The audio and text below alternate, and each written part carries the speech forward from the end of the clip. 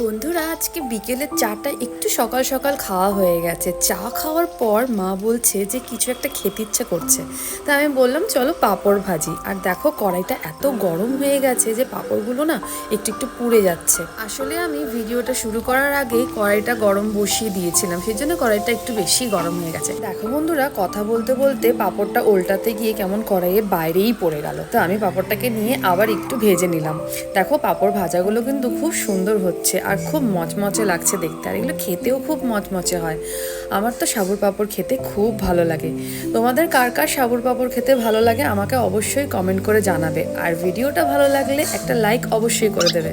বন্ধুরা পাঁপড় ভাজা হয়ে গেছে, আমি ঘরে নিয়ে এসেছি আর মাকে ডাকছিলাম যে মা আসো পাঁপড় খেয়ে যাও। তো দেখো বন্ধুরা, আমার তো খুব মজা হচ্ছে, কিন্তু একটা জিনিস মিস করছি, চায়ের সাথে যদি পাঁপড়টা খেতাম তাহলে আরো ভালো হতো। বন্ধুরা ভিডিওটা ভালো লাগলে একটা লাইক অবশ্যই করে দেবে।